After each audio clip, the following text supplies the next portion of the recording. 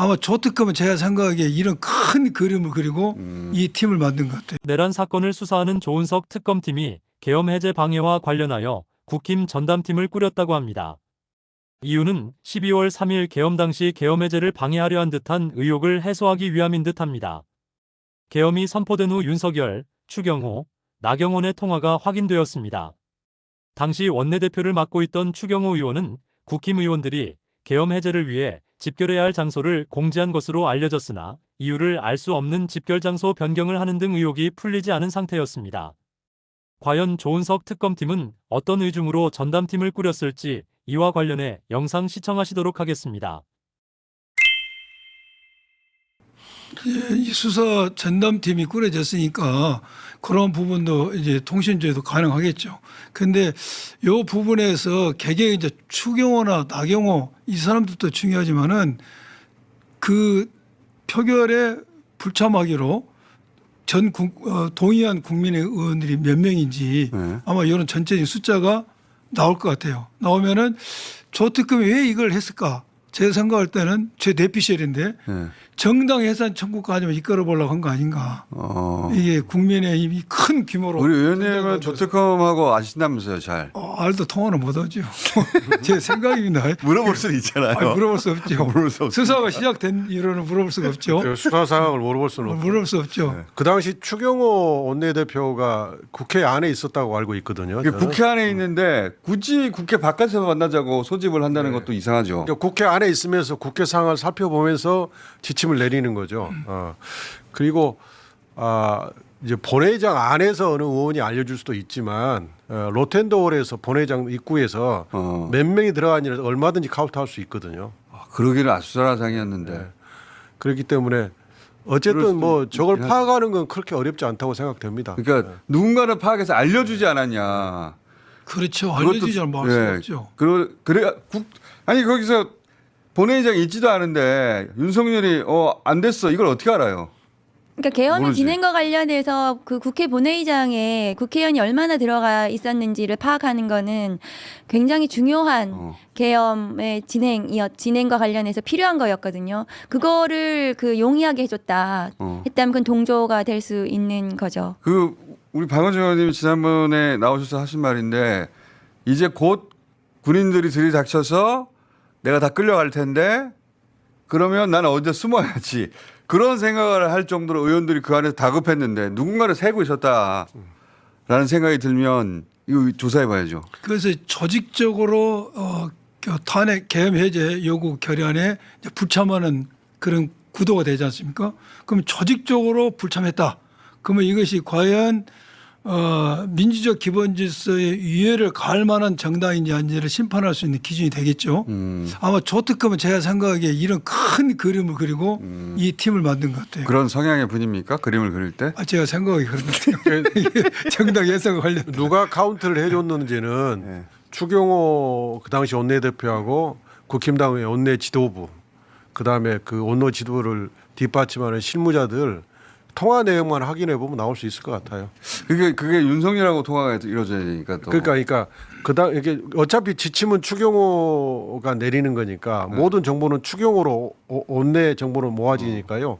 그 시간대에 누가 통화했는지 이걸 다 보면 누가 카운트했는지가 나올 수 있어요. 그리고 이제 본류가 왜 이렇게 여러 번 옮겼느냐. 굳이 이상하잖아요. 이상하죠. 예. 국회 안으로 했다가 국회 밖으로 했다가 국회 밖에서 국회 안으로 했다가 다시 국회 밖으로 했다가 3번이나 1시간 사이 3번이나 옮겼더라고요. 마지막으로는 당사로 갔으니까 밖으로 나가는 거죠 또. 그게 표결에 불참하려는 의도로 볼 수밖에 없는 거 아닙니까?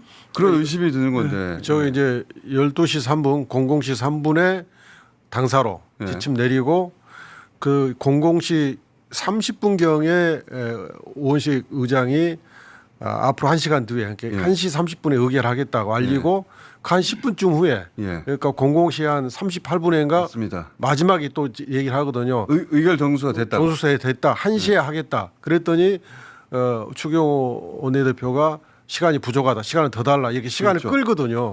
그 뭐 명백히 시간을 끌려고 하는 의도가 있는 거죠. 아니, 국회의원을 모으려고 했던 이유는 해제하려는 거 아니에요? 그렇죠. 그러면 정정수 확보됐으면은 어이구 어려워야죠. 박수 치고 네. 빨리 해제하라고. 그렇게 해야 정상 아닙니까? 자기가 만약에 정말 해제하고 싶어서 안달이 했다면 자기라도 들어가야죠. 그렇죠. 이게 너무나 이 간단한 문제예요. 이게 계엄을 해제하는데 해제할 의사가 있었다면은 왜 당사로 갑니까? 그러니까 본회의장에서 해야 되는데. 본회의장으로 와야죠. 그것도 마지막에. 그리고 의결정서 됐다라면 아이고 잘 됐다고 빨리 들어와야죠. 그러니까 의결 종수가 됐으면 우리 없어도 빨리 하라고 해야죠. 그렇죠. 예. 일단 해제하는 게 이게 급하니까. 이제 그런데 아마 조은석 특검이 9일날 이게 영장이 그 시작이 되고 그날 구인을 했으니까 18일 이번 주까지는 아마 1차 구속 기간이거든요. 네. 그래서 계속 이제 강제 구인 시도를 할 텐데 윤석열은 안 나올 것 같고요.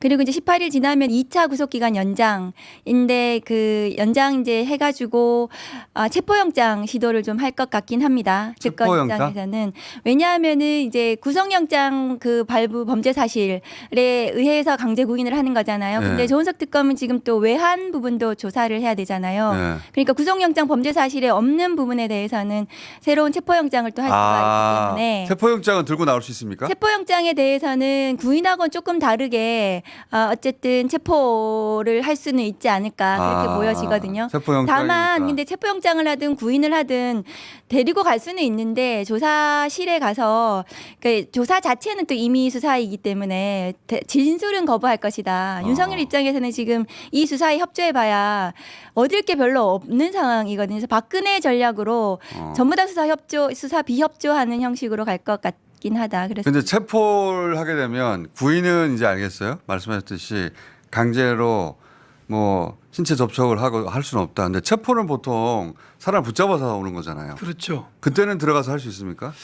이제 체포영장은 집행 주체가 수사기관이잖아요. 네. 그러니까 이제 그 교도관들이 하지 않고 체포영장 집행을 이제 검찰 특검 수사관들이 들어가서 해야죠. 보통 양쪽 팔에 딱 끼고 소갑 채우고 데려오는데 특검이 우려하는 것은 이제 저렇게 이제 체포하는 과정에서 데려오는 과정에서 이제 난동을 부리면 그리고 나서 이제 나 어디가 아프다 상처 났다 이렇게 특검을 공격할 가능성이 충분히 있잖아요. 난동 부리는 거 보고 싶습니다.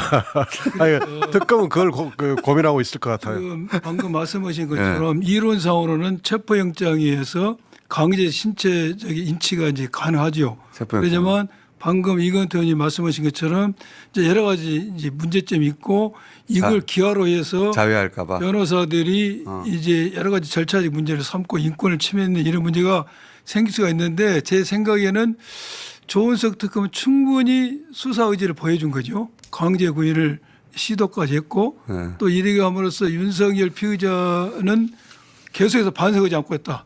법을 무시하고 있다는 것도 보여준 것이죠. 멧돼지가 반항이 심하네요. 수술 전 다치지 않게 마취총으로 쏴서 데려오는 방법이 필요하다고 생각합니다. 동의하신다면 구독, 좋아요 눌러주세요. 감사합니다.